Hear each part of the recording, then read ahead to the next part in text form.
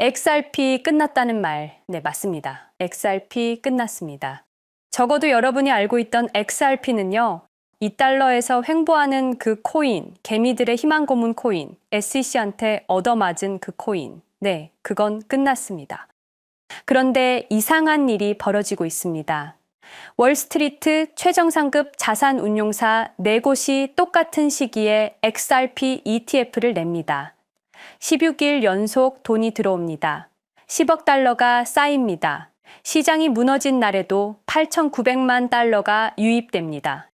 여러분, 이거 이상하지 않습니까? 월스트리트가 자선 사업을 합니까? 똑똑한 사람들이 바보같이 떨어지는 코인에 10억 달러를 넣습니까? 아닙니다. 그들은 뭔가 알고 있습니다. 여러분이 모르는 걸 알고 있습니다.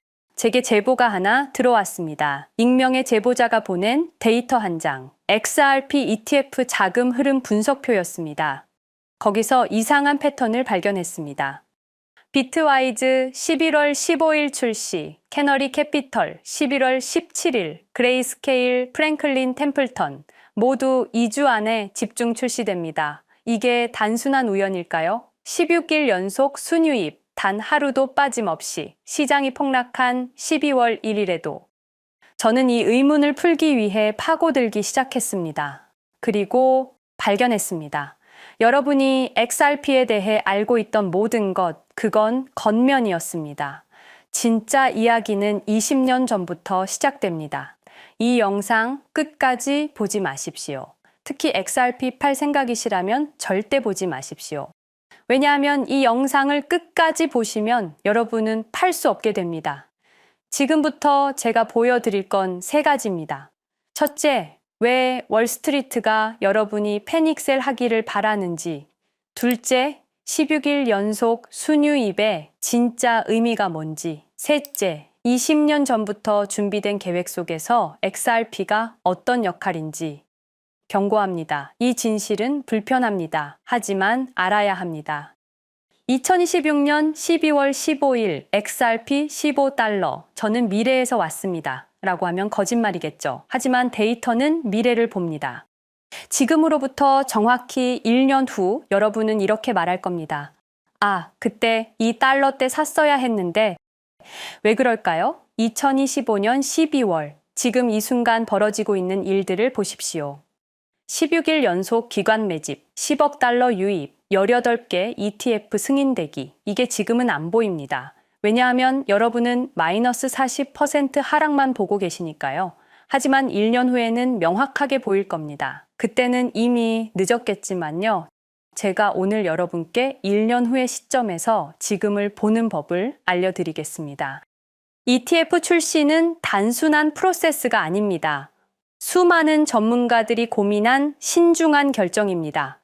특히 암호화폐는 더더욱 그렇습니다. 수백 번의 내부 회의, 수천 페이지의 리스크 분석 등의 과정을 거쳐서 나옵니다. 그런데 XRP ETF가 11월에 4개가 동시에 나옵니다. 제 경험상 이건 말이 안 됩니다. 하나 빼고요. 그들이 뭔가 확신을 가지고 있다는 것, 여러분이 모르는 정보를 가지고 있다는 것, 오늘 여기에 대한 이야기를 여러분께 해보려고 합니다. 여러분, 리플이 과연 어디까지 오를 수 있을지 궁금하시죠? 오늘 제가 정말 충격적인 이야기를 해보겠습니다. 2020년 12월 22일 밤, 그날을 기억하십니까? XRP가 단 하루 만에 63% 폭락했습니다. 어떤 이들은 수천만 원의 자산이 증발했고, 어떤 이들은 하루아침에 수억을 잃었습니다. 처음엔 시장이 미친 거라고 생각했습니다. 변동성이라고, 조정이라고 그렇게 믿었습니다. 하지만 이 사건을 5년간 추적한 결과 이건 어떤 이들의 치밀한 계획이었습니다. 리플 가격은 4년간 철저하게 짓눌려 있었습니다. 그리고 더 충격적인 건 2025년 8월 그 암살자가 다시 나타났다는 겁니다. 이번엔 더 큰 칼을 들고 더 강한 권력을 쥐고 더 야심찬 계획을 가지고 지금부터 제가 5년간 추적한 절대 공개되면 안 될 이야기를 시작하겠습니다. 먼저 타임라인부터 보시죠. 천천히 따라오십시오. 2020년 12월 22일 오후 9시 30분 SEC 의장 제이 클레이튼이 XRP 기소를 전격 발표합니다. 그의 임기 종료까지 남은 시간 단 12시간. 12월 23일 오전 9시. 클레이튼 SEC 의장직에서 사임합니다. 여기까지는 그럴 수 있다고 칩시다. 임기 끝나고 퇴임하는 거 이상할 건 없죠. 그런데 12월 24일 크리스마스 이브 아침입니다. 퇴임한 지 단 하루 만에 클레이튼이 새 직장으로 옮겨갑니다. 월리버 에셋 매니지먼트 자문으로. 잠깐만요. 이 회사가 뭘 하는 곳인지 아십니까? 비트코인과 이더리움에 8천억 원을 투자한 회사, 그러니까 리플과 직접적인 경쟁을 하는 회사에 베팅을 한 겁니다. 다시 한번 정리하겠습니다. XRP를 기소하고 다음날 사임하고 그 다음날 리플의 경쟁사에 투자하는 회사로 갔습니다. 이게 정상입니까? 윤리적으로 문제는 없습니까? 법적으로 괜찮은 겁니까? 하지만 진짜 소름 끼치는 건 이제부터입니다. 블록체인은 모든 걸 기록합니다. 그리고 그 기록을 추적해 보니 기소 발표 18시간 전인 12월 22일 새벽 3시 누군가 움직이기 시작했습니다. 대량의 XRP가 조심스럽게 하지만 확실하게 매도되기 시작합니다. 뉴스가 나오기 전, 세상이 알기 전, 폭락이 시작되기 전 누군가는 이미 알고 있었습니다. 이 시점에서 저는 의문을 품었습니다. 대체 왜 하필 리플이었을까? 이 사건을 이해하려면 XRP가 단순한 암호화폐가 아니라는 걸 알아야 합니다. 지금 여러분이 해외로 송금한다고 가정해보죠. 한국에서 미국으로 1,000만 원을 보낸다면 스위프트라는 시스템을 거칩니다. 전 세계 200개국 11,000개 금융기관이 연결된 거대한 네트워크. 벨기에 브뤼셀에 본부가 있지만 실질적으로는 미국이 완전히 통제하고 있습니다.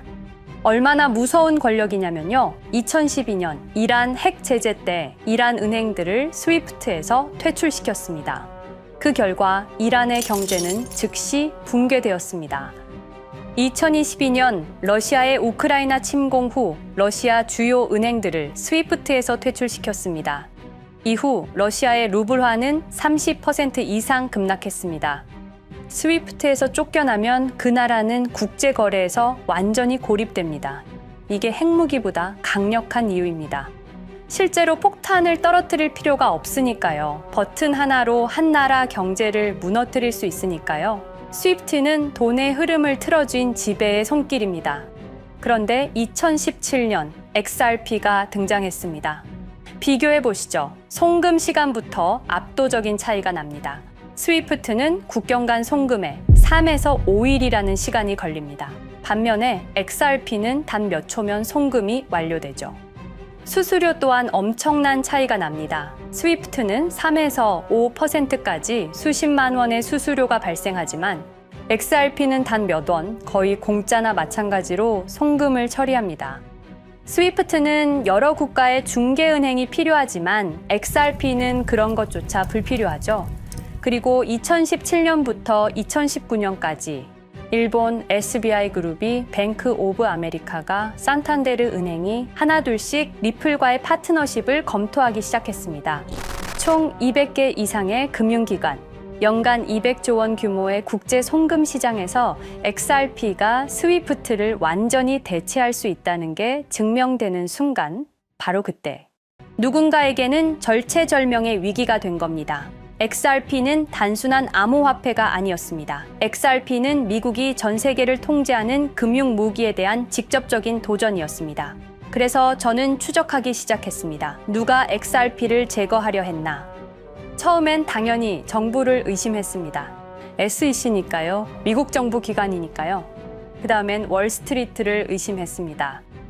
은행들이 위협을 느꼈을 거라고 생각했죠. 그런데 조사를 하면 할수록 이상했습니다. 모든 흔적이 전혀 예상치 못한 곳을 가리키고 있었습니다. 실리콘밸리, 뉴욕이 아니라 샌프란시스코, 월스트리트가 아니라 테크 기업들, 혁신과 자유의 상징이라던 바로 그곳 말입니다. 2002년 10월 3일로 돌아가 보겠습니다. 페이팔이 이베이에 15억 달러에 매각됩니다. 그날 50명의 직원이 퇴사합니다. 보통 회사라면 뿔뿔이 흩어지겠죠. 각자 길을 가고 연락도 끊기고, 그런데 이들은 달랐습니다. 그들은 네트워크를 만들었습니다. 서로의 회사에 투자하고 서로를 임원으로 영입하고 서로의 성공을 발판 삼아 더 크게 성장하고 20년이 지난 지금 그들이 창업하거나 투자한 기업들의 시가총액을 합치면 우리나라의 GDP보다 큽니다. 2007년 포춘지가 이들에게 특별한 이름을 붙였습니다. 페이팔 마피아. 당시엔 실리콘밸리 성공 신화로 보도됐죠. 아름다운 동료의 혁신가들의 연대, 그런 이야기들. 하지만 2025년 지금 우리는 다르게 보게 됩니다. 핵심 인물들을 하나씩 보시죠. 피터 틸, 1998년 페이팔 공동 창업, 2002년 억만장자 등극, 2003년 그는 새로운 게임을 시작합니다. 팔란티어, 9.11 테러 직후였습니다. 미국은 공포에 떨고 있었죠. 피터 틸이 말했습니다. 우리의 사기 탐지 기술을 국가안보에 사용할 수 있습니다. 그리고 CIA의 벤처 펀드 인큐텔로부터 투자를 받습니다.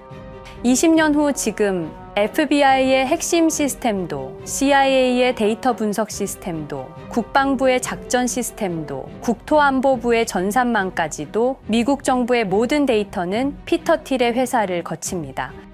하지만 피터 틸의 진짜 권력은 정치에서 나옵니다. 2022년 JD 벤스라는 젊은 오하이오 출신 정치 신인이 상원의원 선거에 출마합니다. 우리에게는 러스트벨트의 가난한 백인 집안 출신으로 알려져 있고 힐빌리의 노래의 저자로 유명세를 타기 시작했습니다. 피터 틸이 움직입니다. 1,500만 달러, 우리 돈으로 약 200억 원을 이 젊은이에게 쏟아붓습니다. 벤스 당선. 2024년 7월 플로리다 마러라고 피터 틸이 트럼프를 찾아갑니다. 대화의 내용은 단 하나. 제가 추천하고 싶은 부통령 후보가 있습니다. 2025년 1월 20일 JD 벤스 미국 48대 부통령 취임. 페이팔 마피아가 백악관에 발을 들여놓은 역사적 순간입니다. 그리고 벤스뿐만이 아니었습니다. 일론 머스크, 여러분이 잘 아시는 그 일론 머스크 말입니다. 테슬라, 스페이스X의 CEO, 2024년 대선에 4,300억 원을 기부합니다. 트럼프 최대 후원자, 그리고 트럼프 2기 행정부에서 정부 효율부 DOJ 수장으로 임명됩니다. 연방정부 전체의 예산을 삭감할 권한, 그의 시장 조작 능력은 이미 증명됐죠. 2021년 5월 트윗 한 줄로 비트코인을 폭락시킨 후 뒤로는 더 싸게 매집했습니다.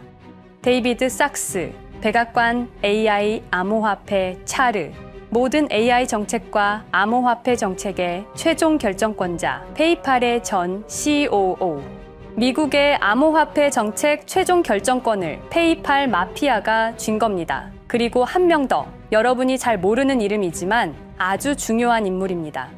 제드 맥켈럽, XRP 공동 창업자, 2013년 리플을 나옵니다. 그리고 스텔라루멘이라는 경쟁 코인을 출시합니다. 그가 가진 XRP는 90억 개, 2022년까지 전부 매도합니다.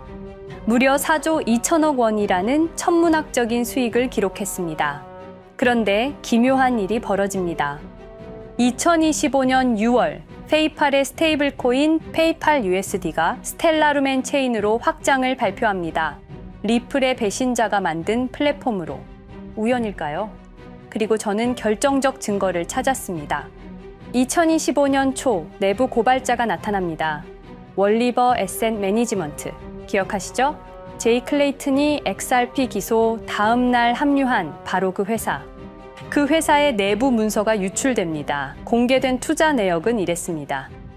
비트코인에 우리 돈 5천억 원, 이더리움에는 3천억 원이 투자금 명목으로 지출되었습니다. 이 돈들이 향한 곳은 모두 리플의 경쟁사들이었습니다. 그리고 충격적인 숨겨진 투자 내역. 스텔라루멘에는 700억 원을, 팔란티어의 주식에 1조 6천억 원, 금액이 비공개된 투자금은 페이팔의 페이팔 USD로 향했습니다. 잠깐, 스텔라루멘, 제드 맥켈럽의 코인, 팔란티어, 피터 틸의 회사, 페이팔 USD, 페이팔의 스테이블 코인. 제이 클레이튼이 SEC를 나오자마자 들어갔던 월리버 에셋 매니지먼트를 통해서 팔란티어, 스텔라루멘, 페이팔로 흘러 들어간 것입니다. 모든 것이 연결됩니다. 모든 것이 한 곳을 가리킵니다. 이건 우연이 아닙니다. 리플과 SEC의 소송전은 거대한 연극이었던 것입니다. 모든 게 페이팔 마피아들의 계획이었던 겁니다. 이제 전체 그림이 보입니다. 페이팔 마피아의 리플 제거 작전, 이제 전부 재구성할 수 있습니다. 제드 맥켈럽이 XRP 공동 창업자로 참여하여 핵심 기술을 습득. 2013년 의도적으로 갈등을 벌인 후 퇴사. 그것도 90억 개의 XRP를 보유한 채로 말이죠.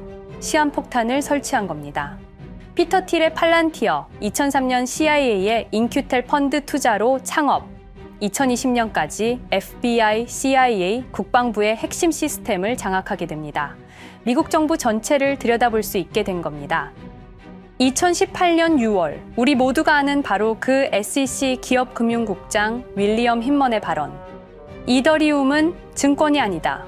의도적으로 리플의 가격만 억누르려던 치밀한 계획이었습니다. 제이 클레이튼, 임기 12시간을 남기고 리플을 기소. 사임 이후에는 곧바로 리플의 경쟁사에 투자를 하는 회사의 자문으로 합류. 그야말로 치명타를 먹인 셈이죠. 2023년 8월, 페이팔은 페이팔 USD라는 스테이블 코인을 출시합니다. 그리고 2025년 6월에는 스텔라룸앤 메인네스로의 확장을 발표했습니다. 제드 맥켈럽은 XRP를 매도한 자금으로 스텔라룸앤을 개발하게 됐죠. XRP를 대체할 완벽한 준비를 한 겁니다. 트럼프 2기 행정부 출범으로 페이팔 마피아들의 계획이 완성 단계에 접어듭니다. JD 벤스는 부통령으로, 일론 머스크는 정부 효율부 수장으로, 데이비드 sak스는 AI 암호화폐 총책임자로, 피터 틸은 트럼프 인수위의 공동의장 자리에 오릅니다. 페이스북의 모회사인 메타의 로비 비용을 보면 확실히 알 수 있습니다. 2024년 로비 비용으로 역대 최고 금액인 약 2,400억 달러를 지출했습니다. 로비스트 수도 2016년에는 31명에 불과했지만 2024년에는 의원 8명당 1명 꼴인 65명으로 늘어났죠. 정치 권력을 장악하기 위한 그들의 야욕이 그대로 드러나는 부분입니다. 데이비드 sak스, 백악관 입성 후 단 2주 만에 리플이 수년간 워싱턴에 배치한 로비스트들을 전원 축출했습니다. 겉보기에는 이해관계 충돌이라는 명분을 내세웠지만 실제로는 경쟁 세력을 제거하려는 목적이었습니다. 리플의 스피커 역할을 할 마지막 정치적 통로마저 차단이 된 겁니다. 완벽한 계획이었습니다. 그런데 SEC와 리플의 소송전에서 그들이 예상치 못한 일이 벌어집니다. 2023년 7월 아날리사 토레스 판사의 판결. XRP 자체는 증권이 아니다. SEC는 즉시 항소했고 리플도 여기에 부분적으로 항소를 하게 되죠. 법정 공방은 끝이 어딘지도 모르게 이어졌습니다. 그리고 2025년 8월 놀랍게도 양측 모두 항소를 취하합니다. 5년 동안의 전쟁이 드디어 끝이 나게 된 순간이었습니다. 리플은 승리했습니다. XRP 가격은 무려 5,000원에 근접하게 상승했고 수많은 자산 운용사들의 XRP, ETF 신청 물결이 이어졌습니다. 그리고 리플은 히든로드를 12억 5천만 달러의 인수, 리플 프라임이라는 이름으로 새롭게 출범시켰습니다. 스테이블 코인 리플 USD는 출시 1년 만에 시가총액 10억 달러를 돌파하는 기염을 토합니다. 현재 리플의 기업 가치는 400억 달러 이상으로 평가받고 있습니다. XRP는 죽지 않았습니다. 5년 동안 억눌렸던 것이 폭발적으로 성장하기 시작합니다. 투자자들이 돌아오고 은행들이 재접촉하고 파트너십들이 재개되고 우리가 이긴 건가? 정의가 승리한 건가? 아니었습니다. 2025년 8월 18일 XRP 승리 발표 불과 10일 후 뉴스가 터집니다. 제이 클레이튼 맨해튼 연방검사로 정식 임명. 5년 전 XRP를 기소했던 바로 그 사람. 이번엔 연방검사로 돌아왔습니다. 월스트리트의 보안관이라 불리는 미국에서 가장 강력한 검사직. 형사 기소권, 월스트리트 전체 감시 권한, 금융범죄 수사 총괄. 더 큰 칼을 들고 돌아온 겁니다. 그리고 2025년 11월 트럼프 대통령의 발표, 제이 클레이튼을 앱스타인 사건 수사 책임자로 임명합니다. 잠깐, 왜 하필 클레이튼일까요? 왜 XRP 소송이 끝나자마자일까요? 왜 지금일까요? 그리고 그는 다음엔 누구를 조준할까요? 리플은 부활했습니다. 하지만 페이팔 마피아는 멈추지 않았습니다. 2025년 상반기, 이상한 패턴들이 포착되기 시작합니다. 일론 머스크의 행동이 변합니다. xAI에 추가 투자가 급증했고 테슬라 AI 개발에 급가속을 하기 시작했습니다. 그리고 이상하게도 특정 AI 기술에 대한 공격적 언급이 증가했습니다. 일론 머스크답지 않았습니다. 그리고 2025년 3월 한 AI 코인의 공식 계정이 일론 머스크의 X라는 플랫폼에서 갑자기 사라집니다. 노출 제한을 당했고 광고 계정들도 정지가 됐습니다. 특정 코인에 관련한 영상들이 전부 삭제되었습니다. 왜일까요? 이 코인에는 특징이 있습니다. 진짜 AGI 구현 가능한 탈중앙화, AI 네트워크로 평가받고 있는데 초당 수십억 단위의 연산 처리가 가능한 정도입니다. 수백만 개의 노드가 연결된 분산 뉴럴 네트워크, 이건 테슬라도 구현하지 못했습니다. 메타도 구현하지 못했습니다. 중앙화 시스템인 오픈AI가 꿈도 꿀 수 없는 것입니다. 이 코인만이 유일하게 성공했습니다. 그런데 시가총액은 테슬라의 500분의 1 수준에 머물고 있습니다. 질문 드리겠습니다. 이렇게 혁신적인 기술인데 왜 플랫폼에서 차단을 당하고 검색조차 되지 않으며 알고리즘에서 철저하게 배제당하고 가격은 또 왜 이렇게 낮은 걸까요? 답은 하나입니다. 그들이 지금 사고 있기 때문입니다. XRP 때와 똑같은 패턴입니다. 역사는 반복되고 있습니다. 그리고 지금도 머스크와 페이팔 마피아의 자금이 이 코인으로 조용히 흘러 들어가고 있습니다. 가격이 낮은 건 무가치해서가 아닙니다. 리플이 그랬던 것처럼 그들이 움직이고 있기 때문입니다. 저는 이 AI 코인의 정체를 여기 유튜브에서 공개하려 했습니다. 하지만 치명적인 문제가 있습니다. 유튜브, 2005년 페이팔에서 나온 3명의 남자가 만들었습니다. 체드 헐리, 스티브 첸, 자베드 카림. 여러분이 지금 보고 계시는 이 유튜브라는 플랫폼조차도 모두 페이팔 마피아 출신의 감시망 안에 있습니다. 그리고 X는 일론 머스크가 소유하고 있습니다. 페이스북은 피터 틸의 첫 외부 투자로 시작했습니다. 그들은 플랫폼을 소유하고 있습니다. 백악관도, SEC도, FBI, CIA 계약도, 주요 SNS 플랫폼도 모두 그들 손안에 있습니다. 이전에 제가 이 코인을 공개한 영상이 있었습니다. 그러나 그 영상은 바로 삭제됐고 채널도 정지됐습니다. 가이드라인 위반은 전혀 없었습니다. 그냥 사라졌습니다. 불편한 진실이 다뤄질 때마다 이런 일이 반복됐습니다. 하지만 한 가지는 분명합니다. 5년 전 XRP 투자자들은 속수무책이었습니다. 그런데 그들은 포기하지 않고 5년을 버텼습니다.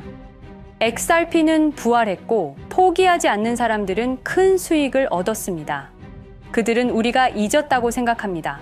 그들은 우리가 용서했다고 생각합니다. 그들은 우리가 포기했다고 생각합니다. 역사를 기억하는 자가 역사를 만듭니다. 자, 이제 질문하겠습니다. 역사는 지금 이 순간에도 반복되고 있습니다. 똑같은 패턴으로, 똑같은 방법으로 또다시 당할 수만은 없습니다. 그들에게 리플이 당했던 것과 똑같은 패턴으로 가격이 짓눌리고 있는 이 코인은 리플이 그랬던 것처럼 결국 모든 걸 이겨내고 상승할 수밖에 없을 것입니다.